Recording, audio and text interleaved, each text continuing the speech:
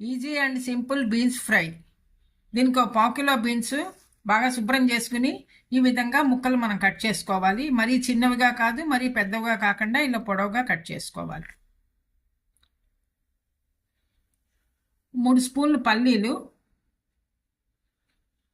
2 స్పూన్లు ధనియాలు, 2 స్పూన్లు శనగపప్పు, 1 స్పూన్ జీలకర్ర, 2 స్పూన్లు కొబ్బరి పొడి.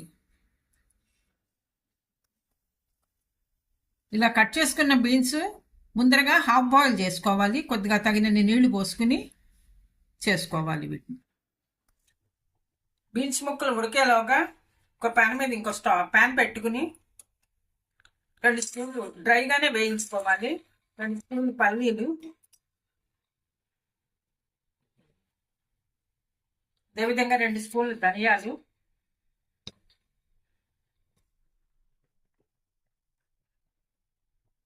2 స్పూన్లు శనగపప్పు,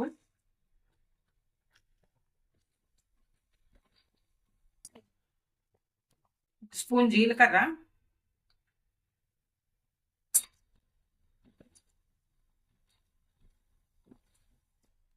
పల్లీలు, ధనియాలు, శనగపప్పు వేగాయి. ఇది ప్లేట్లోకి తీసుకొని చల్లారి పెట్టుకోవాలి. బీన్స్ ముక్కలు హాఫ్ బాయిల్ అయ్యాయి. ఇప్పుడు పోపు వేసుకోవాలి. పోపు వేసుకుని పోపుకి 2 స్పూన్లు ఆయిల్ వేసుకోవాలి. 1 స్పూన్ మినపప్పు, జీలకర్ర, కొద్దిగా ఆవాలు. పోపు వేగింది. కొద్దిగా కరివేపాకు,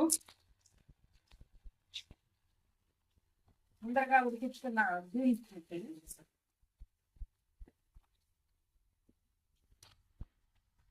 బాగా మిక్స్ చేసుకోవాలి.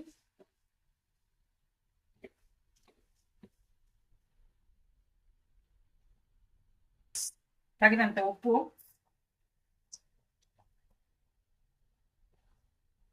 కొద్దిగా పసుపు. పల్లీలు, ధనియాలు వేయించుకుని చల్లారాయి. ఇప్పుడు ఒక మిక్సీ జార్ తీసుకుని మిక్సీ జార్లో వేసి పొడి చేసుకోవాలి.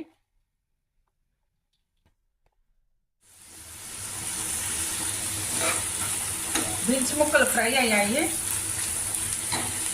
మెత్తగా చేసుకున్న పొడి, పల్లీలు, ధనియాలు అన్నీ ఇలా పొడి చేశాను. ఈ పొడి కూడా దీంట్లో వేసుకోవాలి. ఇది ఏమన్నా పొడి కొద్దిగా ఎక్సెస్ మిగిలితే కనుక ఉంచుకుని వేరే కూరలకు వాడుకోవచ్చు.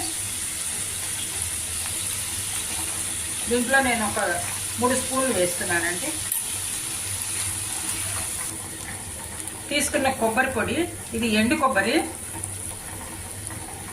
పచ్చి కొబ్బరి అయితే వేయించాలి, ఎండు కొబ్బరి కాబట్టి వేయించక్కర్లేదు. దీంట్లో వేసుకుంటే ఒకసారి ఫ్రై అవుతుంది. కూరకి సరిపడ కారం,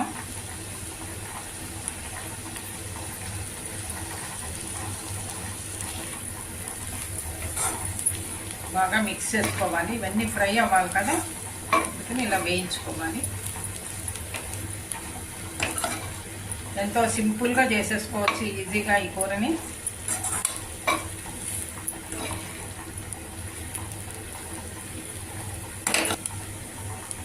ఫైనల్గా 1 స్పూన్ శనగపిండి కూడా ఇలా చల్లేసుకుంటే సరిపోతుంది.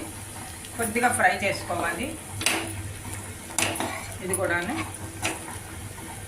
కొద్దిగా పచ్చివాసన పోయే వరకు ఫ్రై చేసుకోవాలి శనగపిండి. అయిపోతే కనుక మనం సర్వింగ్ బౌల్లో తీసేసుకోవచ్చు.